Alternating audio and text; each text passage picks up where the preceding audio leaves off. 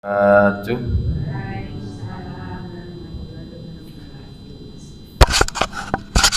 Alhamdulillahi rabbil alamin, nahmaduhu wa nasta'inuhu wa nastaghfiruh wa na'udzu billahi min syururi anfusina wa min sayyiati a'malina. May yahdihillahu fala mudilla lahu wa may yudlilhu fala hadiya lahu. Asyhadu an la ilaha illallah wa asyhadu anna Muhammadan abduhu wa rasuluhu la nabiyya wa la rasula ba'dah. Allahumma salli wa sallim wa barik ala Muhammadin wa ala alihi wa sahbihi ajma'in. Usikum bitaqwallah, ittaqullaha faqad fazal muttaqun. Qala Allah Ta'ala fi kitabihil karim, a'udzu billahi minasyaitonir rajim. Ya ayyuhalladzina amanu taqullaha haqqa tuqatih wa la tamutunna illa wa antum muslimun. Bapak-bapak, ibu-ibu, jamaah salat maghrib yang dirahmati Allah. Alhamdulillah, alhamdulillah, mari kita banyak-banyak di dalam mengucapkan rasa syukur dan mewujudkan rasa syukur kita kepada Allah Subhanahu wa Ta'ala, di mana sampai hari ini nikmat Allah tidak pernah terputus ataupun berkurang. Hari ini kita mendapatkan nikmat sekian banyak di antara berbagai macam nikmat yang diberikan oleh Allah. Salah satunya adalah nikmat bertemu di bulan haram, yaitu bulan Dzulhijjah. Sudah masuk hari ke berapa Pak? Kelima. Sudah masuk hari ke-6 malahan ya. Ini salah satu nikmat yang Allah anugerahkan kepada kita, bulan haram, bulan yang dipenuhi dengan fadilah. 10 hari pertama bulan Dzulhijjah ada amalan yang diutamakan, yaitu dengan memperbanyak siyam, memperbanyak amal soleh, memperbanyak zikir.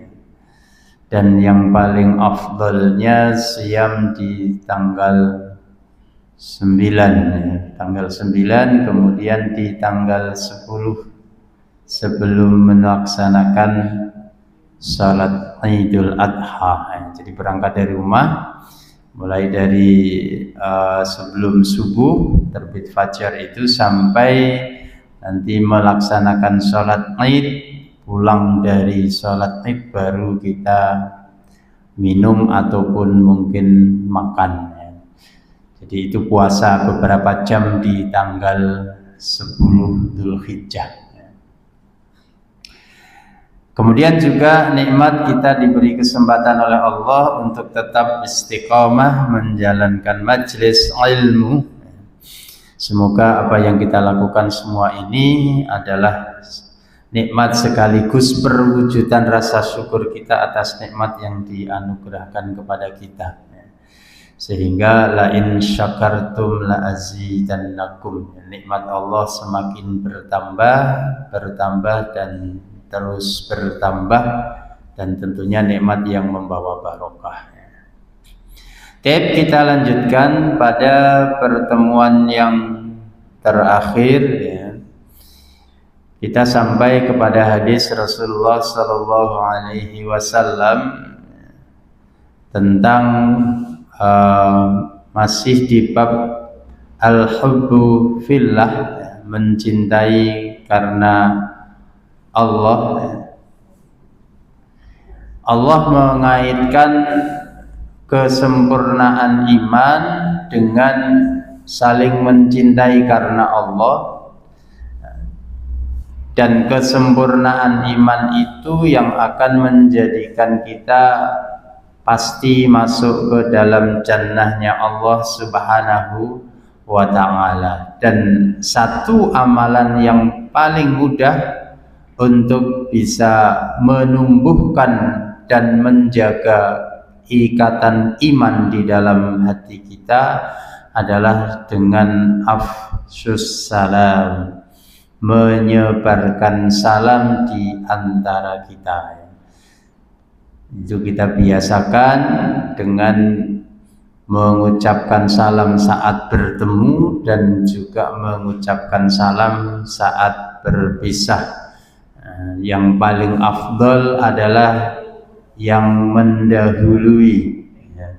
Jadi mengucapkan salam hukumnya sunnah, dan menjawab salam hukumnya wajib. Yang melakukan amalan sunnah mendapatkan fadilah yang lebih besar dibandingkan yang melakukan amalan wajib.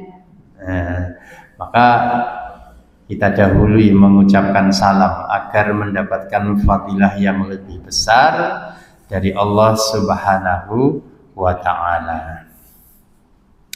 Kemudian berikutnya wa anhu, masih dari sahabat Abu Hurairah radhiyallahu anin Nabi sallallahu alaihi wasallam, dari Nabi sallallahu alaihi wasallam. Jadi sahabat Abu Hurairah meriwayatkan langsung, mendengar langsung hadis ini dari Nabi Muhammad sallallahu alaihi wasallam. Karena memang sahabat Abu Hurairah salah satu di antara 7 orang sahabat dan sahabiah, ya, sebagai periwayat hadis terbanyak. Di sahabat Abu Hurairah, sahabat Ibnu Mas'ud, sahabat Abdullah bin Umar, Ibunda Aisyah radhiyallahu anha, itu adalah kelompok sahabat ataupun sahabiah yang terbanyak meriwayatkan langsung, ya, meriwayatkan hadis dari Rasulullah sallallahu alaihi wasallam. Inna rajulan zara akhahu fi qaryatin ukhra. Sesungguhnya ada seorang lelaki yang menziarahi saudaranya, di mana saudaranya tinggal di kampung lain. Jadi tidak satu tempat tinggal, tidak satu daerah. Satu di Bojonegoro, satu di Gresik, ya, misalkan seperti itu. Dia mengunjungi saudaranya. Fa'arsadallahu lahu ala madrajatihi malakan. Kemudian Allah mengutus seorang malaikat untuk mengikuti jejak langkahnya, ya, maksudnya untuk menjaganya. Wa dzukiral hadisu ila qaulihi, hingga disebutkanlah hadis itu sampai kepada sabda Rasulullah sallallahu alaihi wasallam. Innallaha, sesungguhnya Allah, qad ahabba, sungguh telah mencintai si Allah kepada engkau, kama ahbabta, sebagaimana engkau telah mencintai hu, kepada saudaramu, fihi, karena Allah. Rawahu Muslimun, hadis diriwayatkan oleh Imam Muslim. Waqad sabaqa fil babis sabiqah. Waqad sabaqa fil babi sabiqah aw qablahu. Hadis ini sudah disebutkan atau dibahas pada bab yang sebelumnya. Saya ingat Pak Juwau, ya. Hadis kedua, ya. Hadis kedua atau hadis keberapa? Hadis ke-362. seperti di atas ya, di bab ziarah, mengenai bab ziarah kemarin di bab atasnya kita ya. Jadi sebelum bab al-hubbu fillah ini, jadi telah disebutkan ada seorang lelaki yang mengunjungi saudaranya. Hadisnya memang cukup panjang, tapi di sini hanya diambil bagian depan dan bagian belakangnya, karena sudah disebutkan di bab sebelumnya. Ketika ditanya oleh malaikat, ya sedikit mengingat hadis itu, ketika lelaki itu ditanya oleh malaikat, ya malaikat menampakkan diri berwujud manusia, ya. Kenapa kamu mengunjungi saudaramu? Kira-kira ada perlu apa? Atau atas dasar apa kamu mencintai saudaramu? Ada kepentingan mau pinjam uang kah? Mau apa itu namanya, minta supaya ponaannya dapat jabatan dan kedudukan kah? Ya, karena mungkin punya pengaruh dan yang lain sebagainya. Kan niatan mengunjungi orang itu kan macam-macam ya, mengunjungi orang besar supaya bisa ikut besar, kalau enggak dirinya ya anggota keluarganya. Orang kaya supaya ya paling enggak mungkin bisnisnya ikut lancar, punya dapat pinjaman modal dan yang lain sebagainya. Atau kalau dengan orang alim ya mungkin bertanya satu persoalan atau mungkin beberapa persoalan dan sebagainya dan sebagainya. Nah, ketika laki-laki ini ditanya oleh malaikat, apa yang menggerakkan dirimu rela keluar dari rumah panas-panas nyeberangi padang pasir, terus kamu berkunjung kepada saudaramu? Jawabannya simpel, aku tidak mengunjungi saudaraku kecuali karena aku mencintainya karena Allah. Jadi landasannya hanya karena mencintai karena Allah. Ini sangat mungkin kalau yang dikunjungi adalah orang soleh ya. Tapi kalau yang dikunjungi tadi misalkan punya jabatan, punya kedudukan, punya status sosial yang tinggi, atau punya kelebihan-kelebihan yang lain yang sifatnya materi duniawi, sangat mungkin seseorang datang berkunjung karena ada urusan keduniawian. Nah, bila seperti itu maka berbeda, niatnya berbeda, hasilnya juga berbeda.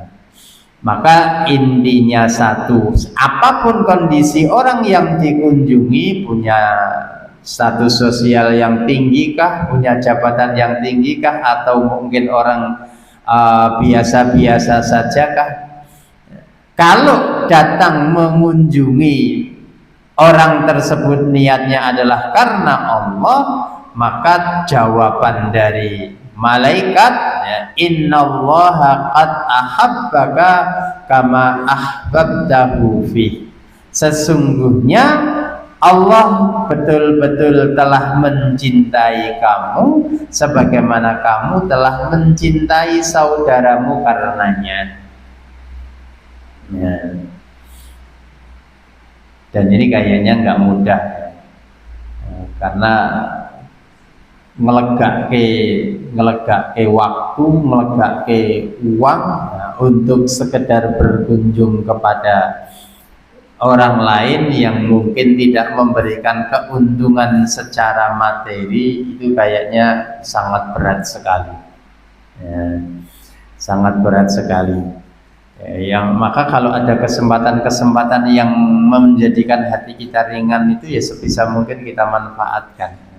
Ya contohnya kan beberapa bulan kemarin ya, kesempatan berkunjung ya, bulan Syawal kemarin. Di luar bulan Syawal itu kayaknya agak berat sekali ya, ngelegake untuk ziarah atau berkunjung kepada saudara tanpa ada kepentingan yang lain kecuali betul-betul karena Allah Subhanahu wa Ta'ala. Pun juga begitu, yang dikunjungi kadang ya sok kaget, ini ya kan biasanya begitu, nggak ada keperluan apa-apa kok ujuk-ujuk ya. Ya soalnya di luar kebiasaan, nggak nggak pernah berkunjung, nggak pernah apa ya, tiba-tiba datang itu membuat yang dikunjungi pun membuat merasa kaget. Nah, sebetulnya kalau itu bisa terjadi, ya antara kedua belah pihak akan mendapatkan kebaikan. Karena apa? Yang berkunjung dia berkunjung karena Allah, yang dikunjungi pun juga akan merasa gembira, dan kegembiraannya itu biasanya, apalagi kalau yang berkunjung ya memang istilahnya orang baik, orang yang disenangi juga, pasti dalam menyambut, memberikan sambutan, penyambutan kepada orang yang berkunjung itu juga nggak biasa. Ya, dibelah ke ayam, meneh wedhus akeh dibelah ke wedhus. Jamuannya itu jamuan yang istimewa. Maka ketika seseorang mampu atau bisa memuliakan tamunya dengan penghormatan atau pemuliaan terbaik yang ia mampu, maka di situ Allah Subhanahu wa taala juga akan memberikan fadilah atau keutamaan tersendiri bagi tuan rumah.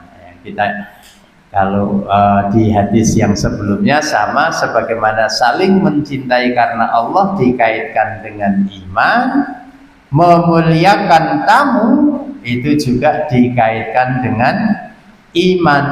Semakin baik iman seseorang, dia juga akan semakin besar di dalam memuliakan tamu yang datang ke rumahnya. Nah ini, jadi barokah ziarah seperti itu. Yang ziarah dapat pahala, yang diziarahi juga mendapatkan pahalanya. Kemudian wa anil Bara ibn Azib radhiyallahu anhuma, dari sahabat Al-Bara bin Azib, Allah telah ridho kepada Al-Bara dan bapaknya Azib, ya, karena kedua-duanya ini berarti sahabatnya Rasulullah sallallahu alaihi wasallam. Anin Nabi sallallahu alaihi wasallam, dari Nabi sallallahu alaihi wasallam, annahu qala fil ansari, sesungguhnya Nabi sallallahu alaihi wasallam bersabda tentang orang-orang Ansor atau di hadapan orang-orang Ansor. Nah, ini beliau bersabda tentang kelebihannya orang Ansor. La yuhibbuhum, tidaklah mencintai, atau tidak ada orang yang mencintai kaum Ansor illa mu'minun, kecuali orang itu adalah orang yang beriman. Wala yubghiduhum, dan tidak akan pernah membenci orang-orang Ansor illa munafikun, kecuali mereka orang-orang munafik. Man ahabbahum, barang siapa yang mencintai orang-orang Ansor, ahabbahullah, maka Allah akan mencintai mereka. Wa man abghadahum abghadahullah, dan barang siapa membenci orang-orang Ansor, maka Allah akan membenci mereka. Muttafaqun alaih, hadis diriwayatkan oleh Imam Bukhari dan Imam Muslim. Al hadisu akhrajahul Bukhari fi fadailis sahabah, hadis diriwayatkan oleh Imam Bukhari di dalam kitab sahihnya, diletakkan pada pembahasan fadhailus sahabah, keutamaan sahabat, bab manaqibul ansor, tentang keistimewaan orang-orang Ansor. Wa Muslimun, di dalam Sahih Muslim, fil iman, diletakkan dalam pembahasan al-iman, ya. Bab ad-dalilu ala anna hubbal ansari wa aliyin radhiyallahu anhum minal iman. Bab dalil bahwa mencintai orang Ansor dan sahabat Ali radhiyallahu anhum termasuk bagian dari cerminan keimanan. Ini kalau mau dibuka di dalam Sahih Bukhari ataupun Sahih Muslim. Nah, jadi ya siapa yang dimaksud dengan orang Ansor di sini? Hum auladul Ausi wal Khazraj. Orang Ansor lebih khususnya adalah anak-anak suku Aus dan Khazraj. Ya. Karena apa?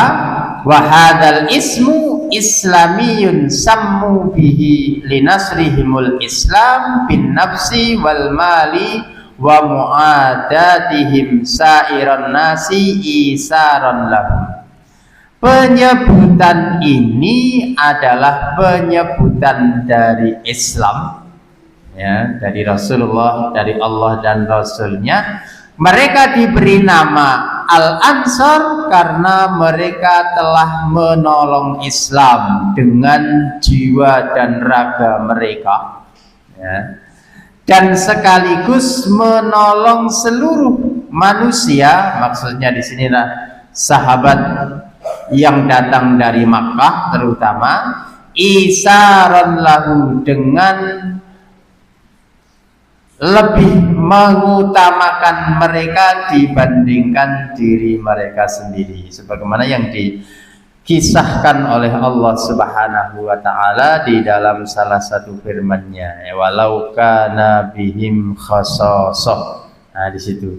Jadi mereka suku Aus dan Khazraj ini menolong para sahabat yang datang dari Makkah, memberikan pertolongan dengan sebaik-baiknya, walau kana bihim khasasah, meskipun sebetulnya kondisi mereka tidak beda jauh dengan sahabat yang datang dari Mekah, sama-sama membutuhkan. Jadi tidak semua orang Ansor dari suku Aus dan Khazraj ini dalam kondisi berkecukupan atau berlebihan, kondisi kaya, tidak. Sebagian besar juga sama, ya, kondisinya pas-pasan ataupun bahkan juga kekurangan, tetapi kondisi mereka itu tidak menyurutkan mereka untuk tetap menolong, menyambut dengan sebaik-baik pertolongan para pendatang, yaitu sahabat muhajirin dari Mekah. Jadi ini sangat wajar sekali, ya, karena ya kita tahu sendiri bagaimana suku Aus dan Khazraj yang semula dua suku besar di Yasrib selalu berperang sepanjang tahun, ya, dikompori oleh orang-orang Yahudi, ya, Bani Quraidah, Bani Mustalik dan Bani Nadir, karena mereka mengambil keuntungan. Itu tidak jauh beda sampai sekarang. Apa yang dilakukan oleh orang Yahudi itu masih tetap berjalan sampai hari ini, ya, ditiru oleh negara-negara besar, nah, Amerika. Jadi negara-negara kecil itu dikompori, ya, usrek perang, ya. Karena kalau usrek perang, ya, mereka bisa mensuplai senjata, bisa memberikan pinjaman lewat lembaga-lembaga perbankan yang mereka kuasai, ya. Sama orang-orang Yahudi dulu juga begitu, ya. Bani Nadir, kemudian Bani Quraidah memihak Khazraj, kemudian Bani Qainuqa membela Aus, ya, mensuplai alat perang. Tapi ada perjanjiannya, nanti saat jatuh tempo kalian tidak bisa membayar, maka tanah kalian menjadi milik kami, ya, seperti itu. Dan itu kan berlangsung sampai hari ini. Gak mampu bayar, ya, kolab negaranya. Indonesia kolab orang, jadi utangnya banyak, ya. Nah, jadi di saat mereka kondisi seperti itu, datanglah Islam, ya, memberikan cahaya hidayah. Nah, mereka terima, kemudian mereka berbalik 180 derajat, sehingga tadi wajar kalau mereka pun sebetulnya kondisinya juga tidak banyak yang kaya, kondisinya sama-sama membutuhkan, tetapi dengan keimanan yang kuat di dalam diri mereka, mereka tetap siap menolong Islam, siap membantu dan menolong para sahabat dari Makkah yang diusir oleh sanak saudaranya sendiri. Karena itulah kemudian mereka mendapatkan fadilah dari Allah dan Rasul-Nya, disebut dengan Al-Ansor. Maka di sini Rasulullah Sallallahu Alaihi Wasallam menyebutkan siapa yang mencintai orang Ansor akan dicintai oleh Allah, dan siapa yang membenci orang Ansor maka mereka akan dibenci oleh Allah, dan tidak akan mencintai mereka kecuali orang yang beriman, dan tidak mungkin membenci mereka kecuali orang-orang munafik. Ya, karena kecintaan mereka terhadap Islam dan orang-orang Islam yang menjadikan mereka mendapatkan fadilah atau kedudukan yang besar atau tinggi di sisi Allah Subhanahu wa Ta'ala. Ya. Maka hadis ini sekaligus menunjukkan anna hubbal ansori linasrihimul Islam wajibun. Sesungguhnya mencintai orang Ansor karena mereka telah menolong Islam hukumnya wajib. Ya. Wahwa min alamatil iman. Mencintai orang Ansor bagian dari tanda-tanda kesempurnaan iman. Wa anna bughdhum lihadas sababi nifaqun mukhrijun minal milah. Dan sesungguhnya membenci orang-orang Ansor adalah bagian dari kemunafikan yang bisa mengeluarkan dari Islam. Ya. Wa amma bughdu ahadihim li khusumatin falaisa nifaqan bal maksiyatun. Adapun membenci salah satu dari orang Ansor karena adanya perselisihan, karena adanya pertentangan, itu tidak kemudian menjadikan orang tersebut munafik, tetapi itu salah satu bentuk kemaksiatan. Nah, jadi tidak boleh ya. Sampai hari ini berarti masih berlaku kan, berlaku. Maka kalau ada baik kelompok ataupun individu yang membenci sahabat Rasulullah Sallallahu Alaihi Wasallam, dan di antara sahabat Rasulullah itu ada orang-orang Ansor, ya, maka jelas ya, mereka adalah orang-orang munafik, ya, meskipun mengaku Islam, ya, karena yang namanya munafik kan jelas dia mengaku Islam, dohirnya Islam tetapi hatinya kafir. Nah, itulah orang munafik. Ya. Jadi siapa yang membenci mereka, mencaci, mencela dan yang lain sebagainya. Walaupun mereka sekali lagi mengaku sebagai seorang Muslim dan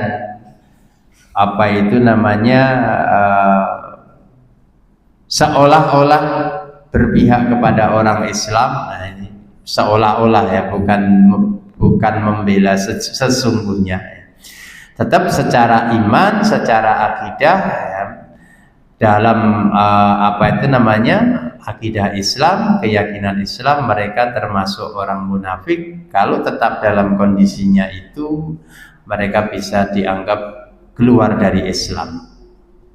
Ya, dan itu bagian dari fitnah, ya, fitnah yang dihadapi oleh umat Islam secara keseluruhan. Ya, di antaranya seperti hari ini yang kita hadapi, ya, fitnah syubhat.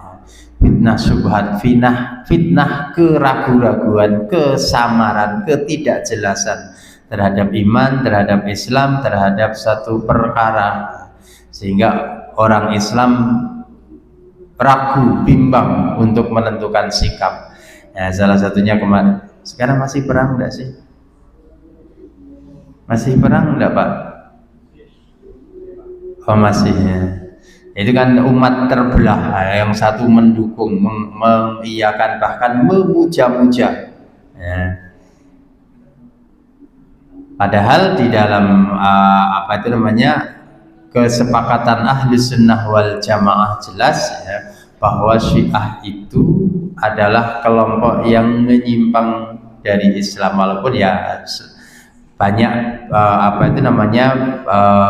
kelompok-kelompok dalam Syiah itu sendiri, ada yang keluar dari milah, ada yang tidak ya.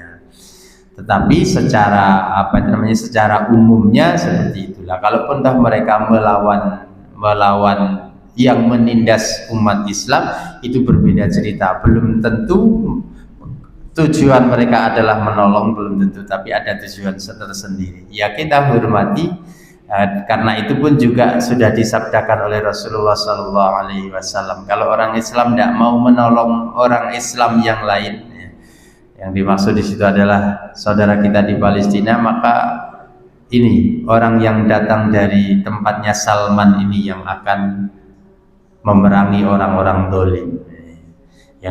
Karena sahabat Salman Al-Farisi berasal dari Persia. Itu tidak kemudian serta-merta menunjukkan bahwa mereka itu ya terus langsung mesti sama dengan Islam Ahlus Sunnah wal Jamaah. Karena realitanya begitu. Dalam akidah Syiah itu tidak mau menerima sahabat selain dari sahabat Ahlul Bait ya. Sahabat yang lain dicaci, dihina, dan yang lain sebagainya ya. Padahal banyak hadis, salah satunya hadis ini ya, siapa yang mencintai orang Ansor maka dia adalah orang mukmin, dan siapa yang membenci orang Ansor dia adalah orang-orang munafik ya. Kebencian terhadap sahabat Ansor bisa menyebabkan seseorang keluar dari Islam. Nah ini, jadi sahabat Ansor mendapatkan fadilah yang besar, fadilah yang tinggi di sisi Allah Subhanahu wa Ta'ala. Karena apa? Karena dalam diri sahabat Ansor ada amalan yang tidak pernah hilang, yaitu mencintai saudara seiman ya. Mencintai karena Allah ya. Jadi baik secara umum ataupun secara personal ya. Secara personal yang yang dilakukan oleh Rasulullah SAW setelah selesai membangun masjidnya. Jadi hijrah pertama yang dilakukan oleh Rasulullah di tahun pertama adalah membangun masjid ya, tempat sentral untuk membangun iman, untuk menguatkan iman, baik dari kalangan muhajirin ataupun dari kalangan ansor. Setelah masjid jadi, untuk semakin menguatkan hubungan sosial agar tidak ada perbedaan suku, perbedaan daerah ya, maka kemudian Rasulullah SAW mempersaudarakan antara sahabat muhajirin dengan sahabat ansor, sehingga hubungan mereka semakin kuat ya. Jadi ibarat betul-betul seperti saudara senasab ya. Bahkan lebih kuat lagi daripada saudara yang ada hubungan nasab ya. Kisah yang fenomenal sahabat Abdurrahman bin Auf dengan sahabat siapa? Abu Talha ya. Jadi itu yang fenomenal. Kemudian wa'an Mu'adin radhiyallahu anhu qala, berikutnya dari sahabat Mu'ad, beliau berkata, sami'tu Rasulullah sallallahu alaihi wasallam yaqul, aku telah mendengar Rasulullah sallallahu alaihi wasallam bersabda, qala Allah azza wa jalla, Allah azza wa jalla telah berfirman, berarti hadis qudsi ya. Di hadis kalamullah ya, firman Allah yang tidak masuk ke dalam Al-Quran. Ini hadis qudsi. Al-mutahabbuna fi jalali lahum manabirun min nurin yaghbituhum an-nabiyyuna wasyuhada. Rawahu at-Tirmidzi, rawahu Tirmidzi wa qala hadisun hasanun. Allah Azza wa Jalla berfirman, al-mutahabuna fi jalali, barang siapa atau orang-orang yang saling mencintai karena keagunganku, lahum manabirun, mereka akan mendapatkan mimbar-mimbar min nurin, yang terbuat dari cahaya, yubiduhumun nabiyuna, yang akan membuat iri atau yang akan membuat iri terhadap mereka, an-nabiyuna, para nabi, wasyuhada,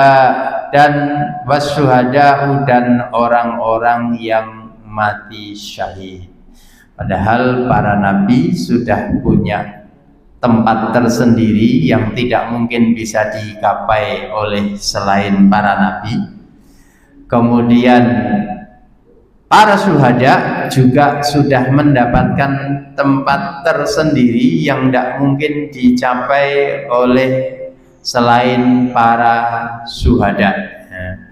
Jadi masih ingat di depan itu ya, di besok di padang mahsyar atau ketika Allah menghisab seluruh manusia, manusia berkumpul, ya, setelah berkumpul tiba-tiba dari belakang ada suara yang sangat keras, minggir, minggir, ya, sehingga semuanya menengok ke belakang dan memberikan jalan. Bahkan Khalilur Rahman Nabiullah Ibrahim alaihissalam ikut berdiri dan juga memberikan jalan. Nah, kemudian lewatlah kereta yang ditarik oleh beberapa ekor kuda. Di atas kereta itu para syuhada, orang-orang yang mati syahid, dan mereka kondisinya sebagaimana saat syahid. Jadi kalau dia terluka dan lukanya mengalirkan darah, maka saat itu tubuhnya dalam keadaan terluka dan mengalirkan darah, tetapi darah yang mengalir tidak berbau amis sebagaimana ketika masih di dunia. Saat itu darahnya berbau harum, seharum minyak kasturi. Tapi kasturi Indonesia, kasturi dunia jelas tidak sama dengan minyak kasturi di jannah nanti ya. Jadi kereta itu melewati kumpulan manusia di padang mahsyar, kemudian sampai di depan berhenti, dan di depan sudah tersedia mimbar-mimbar, tempat-tempat duduk yang terbuat dari cahaya. Para syuhada turun dari kereta menempati tempatnya masing-masing. Mereka duduk di atas tempat duduk yang dipenuhi cahaya itu, melihat dan menyaksikan Allah saat menghisab seluruh hamba-hambanya. Nah, ini kan fadilah yang luar biasa. Tapi ternyata apa yang diberikan oleh Allah Subhanahu wa Ta'ala kepada orang yang saling mencintai karenanya membuat atau menjadikan para nabi dan para syuhada iri, ingin mendapatkan apa yang dimiliki oleh mereka itu. Sudah masuk Isya nih? Nah, sedikit ini. Ini menunjukkan anna lil mutahabina fillahi manazilun syarifatun azimatun fil akhirah. Menunjukkan bahwa orang yang saling mencintai karena Allah memiliki kedudukan, memiliki kemuliaan yang besar di akhirat. Wala yalzimu min ghadbatil anbiya'i lahum annahum afdalu minhum indallah. Nah, ini hanya menunjukkan kemuliaan mereka. Kalimat bahwa apa yang didapatkan oleh orang yang saling mencintai ini membuat para nabi iri, ya, menunjukkan bahwa kemuliaan yang didapatkan oleh orang yang saling mencintai karena Allah ini sangat tinggi, ya. Kenapa? Karena tadi bahwa para nabi jelas mereka memiliki afdoliyah tersendiri, memiliki keutamaan tersendiri dari Allah Subhanahu wa taala. Fa innal anbiya'a afdalul khalqi, dan sesungguhnya para nabi adalah makhluk yang paling mulia di antara makhluk yang lain, di antara manusia yang lain. Wa inna ma uridu bayanu fadlihim wa syarfihim wa uluwi manzilatihim. Hadis ini ingin menegaskan atau menjelaskan tentang bagaimana fadilah, kemuliaan dan ketinggian kedudukan orang-orang yang saling mencintai karena Allah. Maka kalau sudah tidak mungkin menggapai kemuliaan para nabi, karena jelas tidak akan pernah bisa menjadi nabi setelah Nabi Muhammad tidak ada para nabi, dan bila tidak mungkin untuk menggapai kemuliaan yang diberikan oleh Allah kepada orang yang mati syahid, kita belum tahu apakah kita akan mati syahid. Ya, mati syahid di sini adalah mati syahid di medan perang, bukan tenggelam dan yang lain sebagainya. Maka yang paling mungkin bisa kita kejar adalah al-hubbu fillah, saling mencintai antara yang satu dengan yang lain, mukmin satu dengan mukmin yang lain karena Allah Azza wa Jalla. Maka hilangkan iri, hilangkan dengki, hilangkan segala macam perbedaan, satukan dengan iman. Apapun warna kulitnya, apapun bahasanya, apapun kelompoknya, kapanpun beda hari rayanya, tidak masalah. Tapi iman yang menyatukan segala-galanya. Aku qouli hadza, astagfirullah, astagfirullahaladzim. Billahi taufiq wal hidayah. Wassalamualaikum warahmatullahi wabarakatuh.